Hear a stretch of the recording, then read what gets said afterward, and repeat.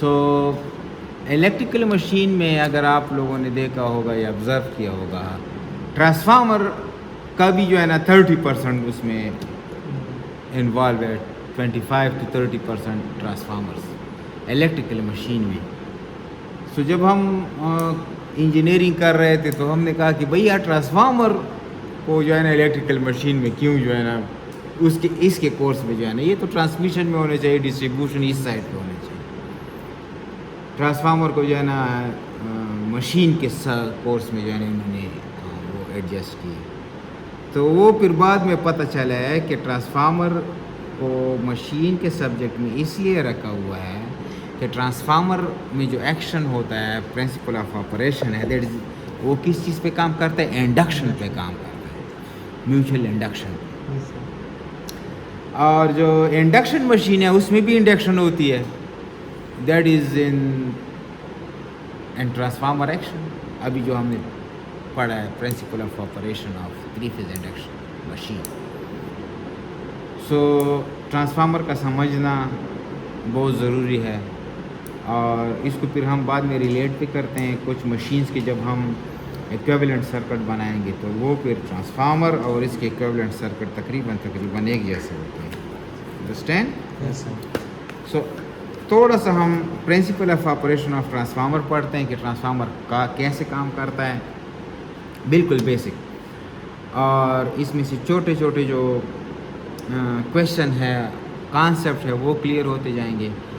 और पर्टिकुलरली ये जो लेक्चर्स हैं बिल्कुल बेसिक हैं, आप अपने इंटरव्यूज़ के प्रिपरेशन के लिए भी आप इसको सुन सकते हैं, इसको समझ सकते हैं। कोई भी मसला हो तो फिर आप मेरे से पूछ भी सकते हैं कमेंट के ज़रिए भी, और व्हाट्सएप या किसी दूसरे मैसेज या ईमेल के ज़रिए से भी। ओके, सो आज हम थोड़ा सा ट्रांसफार्मर कैसे काम करता है आज हम पढ़ेंगे। Single phase transformer. अंडरस्टैंड? सो अगर आप देखें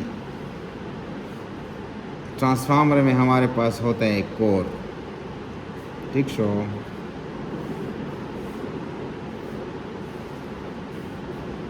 कोर पी जनी ये लेमिनेटेड दा ट्रांसफार्मर या चेता अगलता यो ट्रांसफार्मर बोला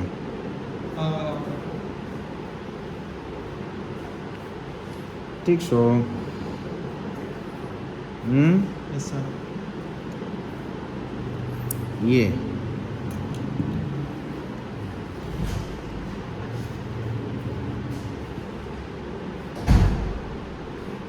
आपका ट्रांसफार्मर। ये अगर आप इसके कोर को देखें तो ये इसका कोर है, ठीक है। और यहाँ पे अगर आप देखें ये लेमिनेटेड है, पत्रियाँ इसमें लगी हुई हैं। With in the lamination strips इसमें हमने इंसुलेटिंग मटेरियल मतलब इसको जो है ना लगाया हुआ है। अक्सर इसमें जो है ना वो वार्निश का इस्तेमाल ज़्यादा होता है। और उसमें फिर ये दो प्राइमरी एंड सेकेंडरी वाइंडिंग्स लगे हुए होते हैं। सिंगल फेज़ है, फॉर एग्ज़ाम्पल एक फर्स्ट जो है ना प्राइमरी और उसके ऊपर भी इन्होंने सेकेंडरी वाइंडिंग। अच्छा, ये एक पॉइंट आप ज़रूर ज़हन नशीन कर लें। अक्सर इंटरव्यूज़ वगैरह में पूछा जाता है कि ट्रांसफार्मर एसी पे काम करता है या डीसी पे काम करता है। सिर्फ एसी पे काम करता है, डीसी पे वो काम नहीं करता है। डीसी की फ्रीक्वेंसी कितनी होती है? जी कांस्टेंट।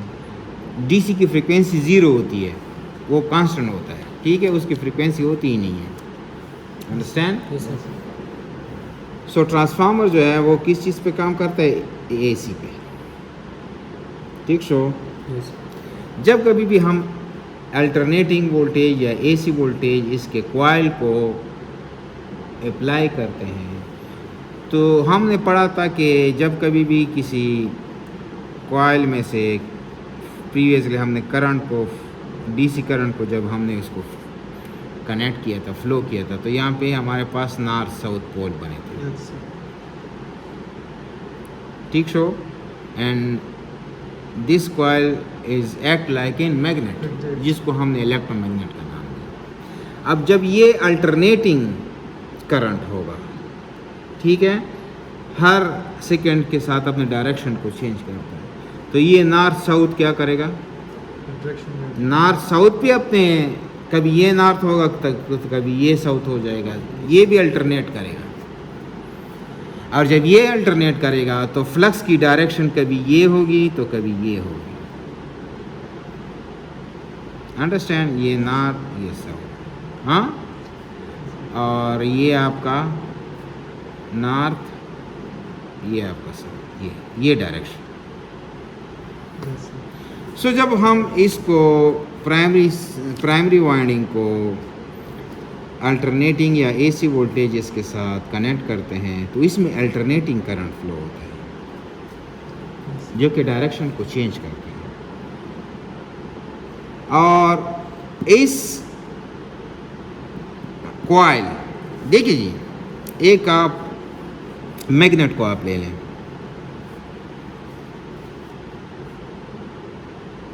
ये आपका नॉर्थ, ये आपका साउथ। नॉर्थ से फ्लक्स के लाइंस निकलते हैं South की तरफ. साउथ की तरफ। ये देखिए, नॉर्थ नॉर्थ नॉर्थ, ठीक है। ये इसके साथ एग्री करते हैं या नहीं करते हैं? Yes, sir. इंटरनली ये कैसे जाता है, विद इन द मैग्नेट, ये साउथ से नॉर्थ की तरफ जाता है। अंडरस्टैंड? Yes.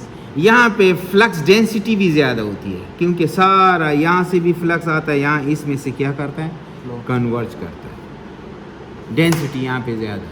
Yes, तो इसलिए हम कॉइल के इंटरनल जो हॉलो स्पेस है उसको हम क्या करते हैं, कोर के अराउंड ले लेते हैं। sir. ठीक शो, उसकी वजह से जो फ्लक्स है वो, उसकी डेंसिटी भी अच्छी रहती है, और वो क्या करता है, कोर को फॉलो करता है।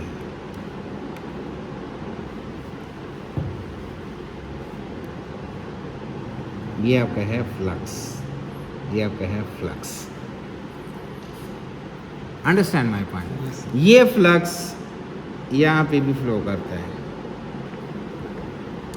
दूसरे कॉइल में, जिसको हम सेकेंडरी कॉइल कहते हैं, हाँ, NPNS। ये आपका प्राइमरी साइड, ये आपका सेकेंडरी साइड।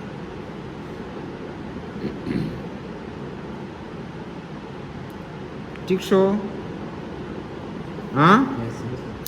अब आप देखें, फ्लक्स अल्टरनेटिंग है, ये अपने मैग्नीट्यूड को भी टाइम के साथ चेंज करता है और डायरेक्शन को भी टाइम के साथ चेंज करता है। Understand my? Yes, sir. सो इस कॉइल में अगर आप देखें तो flux with in the second पता नहीं कितने बार इस कॉइल के कंडक्टर्स को कट करता है, according to the frequency of voltage. याद रखें, यहाँ पे क्या चीज़ अप्लाई होगा, Faraday's law of electromagnetic induction. उसने यही कहा था, when the conductor cuts by a magnetic field or magnetic flux, the EMF will be induced in that conductor. Yes, sir. हम कहते हैं भाई इधर तक, इसके लिए यहाँ पे एक फिजिकल कनेक्शन भी नहीं है प्राइमरी और सेकेंडरी में, फिर भी यहाँ पे जो प्राइमरी में हमने वोल्टेज दिया है वो सेकेंडरी पे अवेलेबल होता है। ये कैसे हो सकता है? Due to mutual induction. Due to mutual induction.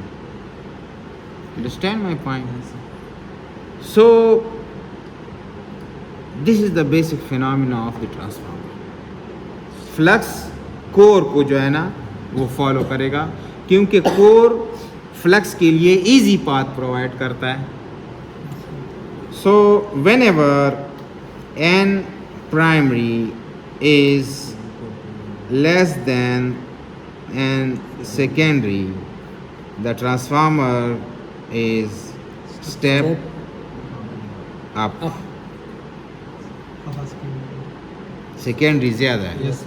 Yes, step up. जब प्राइमरी कम होंगे, जब प्राइमरी ज़्यादा होंगे सेकेंडरी से, सो Step down. Step down transformer. हाँ, Yes, sir. अच्छा, एक फार्मूला मैं आप लोगों को बता देता हूँ प्राइमरी और सेकेंडरी या ट्रांसफार्मर का. ट्रांसफार्मर में हम वोल्टेज को स्टेप अप भी कर सकते हैं, स्टेप डाउन भी कर सकते हैं, Yes, sir. इसके लेवल को.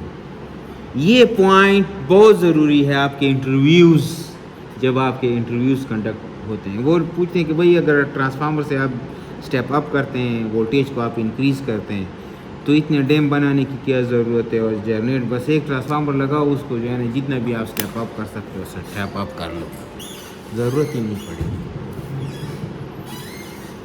तो ऐसा क्यों नहीं करते हैं हम? याद रखें कि ट्रांसफार्मर वोल्टेजेस एंड करंट के लेवल को step up and step down करता है, लेकिन पावर जो है ना उसको नहीं चढ़ता है. पावर सेम रहती है. Yes, sir. प्राइमरी साइड के पावर और सेकेंडरी साइड के पावर Equal. दोनों इक्वल होते हैं. So we primary I primary, ये पावर है ना, कल हमने पढ़ा भी था, ये बराबर होंगे V secondary I I secondary. see. Input power हाँ is equal to Out. Output. ठीक शो. Yes. सो फॉर एग्जाम्पल ये एक ट्रांसफार्मर है ना, उसमें से हमें रेटिंग का भी इसका पता होता है कि भाई ये है फॉर एग्जांपल 50 kVA का ट्रांसफार्मर, ये पावर है. Yes, sir. ये इनपुट और आउटपुट कोई भी साइड पे आप लगा सकते हैं. अगर ये 50 kVA का ट्रांसफार्मर है और इनपुट फॉर एग्जांपल 440 है या फॉर एग्जांपल 400 वोल्ट है, करंट फॉर एग्जांपल 1 एम्पेयर है या 1.5 एम्पेयर है, तो सेकेंडरी वोल्टेजेस, अच्छा इसमें से फिर एन का भी होगा नहीं, अगर तो सेकेंडरी करंट कितना होगा फॉर एग्जांपल. ठीक सो प्राइमरी साइड पे 400 इंटू 1.5 इंटू 50 किलो VA कहाँ अवल तो जैसे मालूम हो करंट हो. Correct, sir. जब करंट मालूम करूँगा तो क्या करूँगा, इसका जो ये साइड है फॉर एग्जांपल ये है आई प्राइमरी, यहाँ पे हमारे पास आई सेकेंडरी भी है इसमें से. सो सोचे ना फिर कैसे हम मालूम करेंगे सेकेंडरी साइड के करंट. फार्मूला कैसे इसमें वो करेंगे, ये इसके अवेलेबल है वी सेकेंडरी आई सेकेंडरी. इस चीज़ को मैं मालूम करना चाहता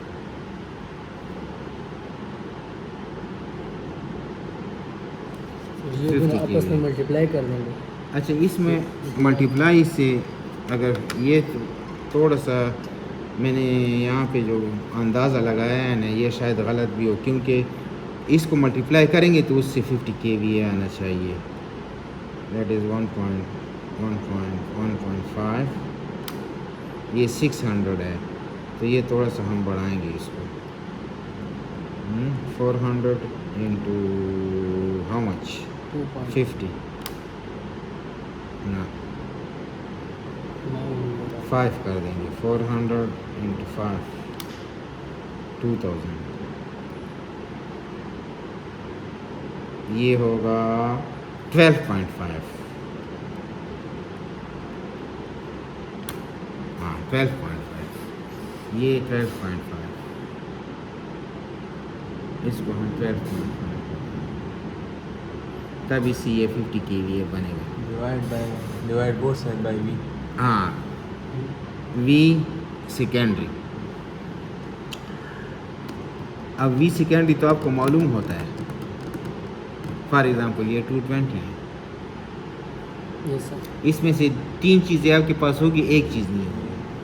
फॉर एग्ज़ाम्पल ये है, इसमें से एक या ये आपको अवेलेबल होगा या ये आपको अवेलेबल होगा। Yes sir. तो यहाँ पे फॉर एग्ज़ाम्पल 220 हमारे पास ये अवेलेबल है, तो आई ऑफ सेकेंडरी हम मालूम कर सकते हैं, that is 400 into 12.5 is equal to VS into I of S is equal to 400 into 12.5 divide by V of S secondary, that is secondary, so 5000 VA divided by 220 volt, so how much, divide by 220 volt, so that is 22.73 approximately। V के साथ cut जाएगा तो ampere रह जाएगा, so that is 22.7273 ampere. Step down transformer.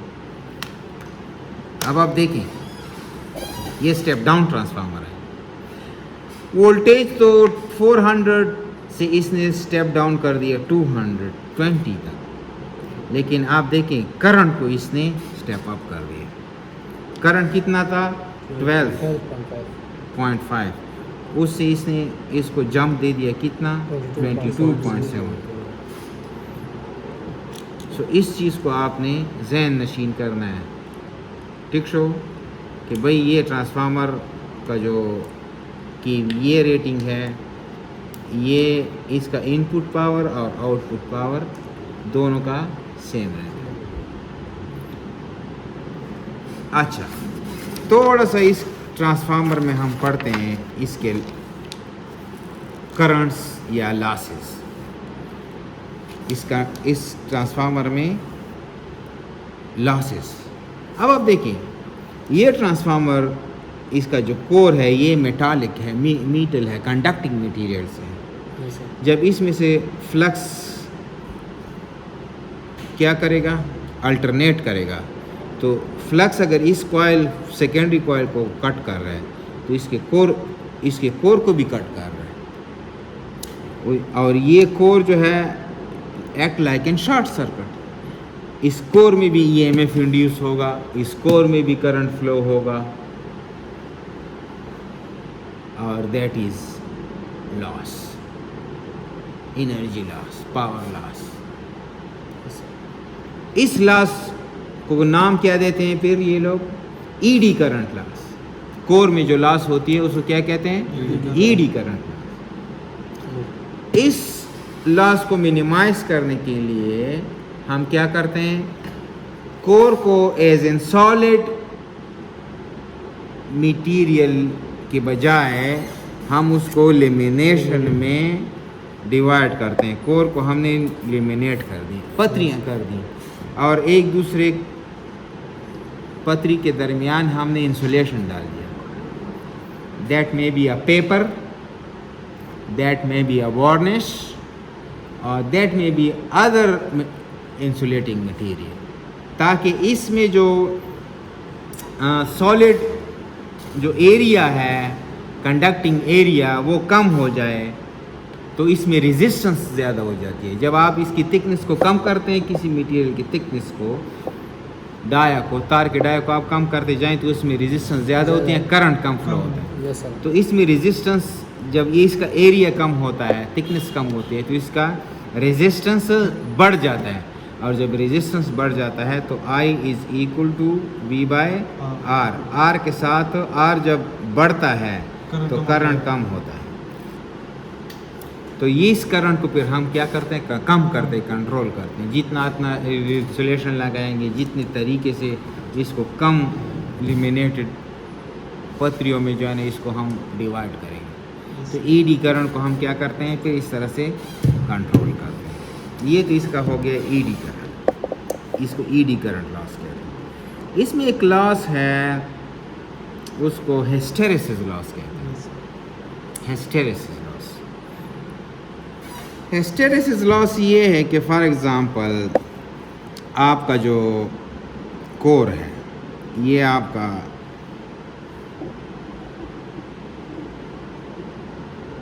ये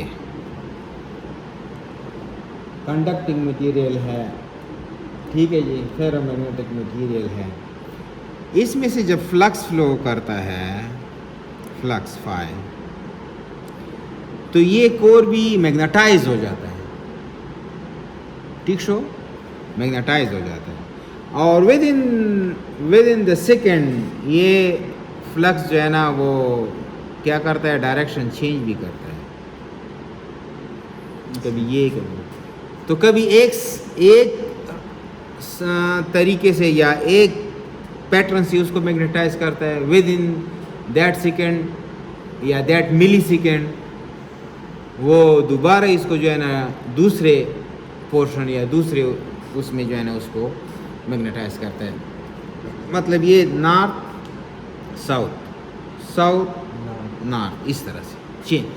तो ये जो आपका मटेरियल है वो इतना जल्दी डीमैग्नेटाइज नहीं होता है,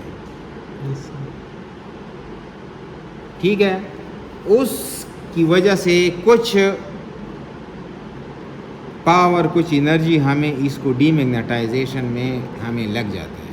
उसको लेगिंग, मैग्नेटाइजिंग लेगिंग से भी हम उसको, और हिस्टेरेसिस लॉस इसको कहते हैं। ये इस तरह से ये मैग्नेटाइज हो गया, ठीक है, दोबारा से ये डीमैग्नेटाइज और भी इस तरह से। सो ये लेगिंग में चला जाता है इस तरह से। कुछ परफेक्ट तो मैंने नहीं बनाया, लेकिन बुक में जब आप देखेंगे तो ये हिस्टेरेसिस लूप इसको कहते हैं। जितना कम लूप होगा, छोटा वाला लूप होगा, उतना अच्छा मटेरियल होगा, जो कि हिस्टेरेसिस लॉस का लूप जो इस मटेरियल का नाम है BH, I think that is BH, इसको BH कर्व भी कहते हैं, ठीक शो। So that is hysteresis loss occur within the core of a transformer. So ये भी चीज़ आप जहन में रखें। एक क्वेश्चन अक्सर जो है ना इंटरव्यूज़ में ये भी पूछा जाता है कि भाई इसमें जो कंडक्टर, ये जो वायर या कंडक्टर या वाइंडिंग लगी हुई है, ये कौन सा वाला, बेयर कंडक्टर है, इंसुलेटेड कंडक्टर है, कैसे है? सो दैट इज़ इंसुलेटेड कंडक्टर। ये कंडक्टर क्या होता है, जो इंसुलेटेड होता है। इस पे ब्राउन कलर पॉलिश या इंसुलेशन लगा हुआ होता है, यहाँ पे बहुत पतला, ठीक शो। अगर ये इंसुलेशन नहीं होगा तो ये मैग्नेटिक फील्ड नहीं बना सकेगा। जब ये मैग्नेटिक फील्ड नहीं बना सकेगा तो इसमें ट्रांसफार्मर एक्शन भी नहीं होगा। जिस तरह हमारी मशीन जल जाते हैं, हम जल जाते का क्या मतलब, वाइंडिंग जल जाती है। वाइंडिंग कैसे जलती है, वाइंडिंग तो नहीं जलती है, उसकी इंसुलेशन चल जाती है। वो हाई वोल्टेजेस के को विथस्टैंड वो नहीं कर सकते हैं। वो इंसुलेशन एक ख़ास लेवल है कि उस लेवल तक वो विथस्टैंड करेगा, उसके लेवल के बाद वो विथस्टैंड नहीं कर सकेगा, और जब नहीं कर सकेगा तो इंसुलेशन ब्रेक हो जाएगा। तो वो जब इंसुलेशन ब्रेक हो जाता है तो उसमें करंट फ्लो होता है। करंट फ्लो होता है तो हीट पैदा होता है, हीट से वो इंसुलेशन और जल जाता है, तो इंसुलेशन सारा जल जाता है। अंडरस्टैंड? सो ट्रांसफार्मर के ये बेसिक है, ठीक शो। और इसके कुछ फार्मूलाज न्यूमेरिकल भी इंशाल्लाह फिर पढ़ेंगे। फ़हमदा? उसदा تساسس تپوس مپوس ها نشته Yes, sir. باندې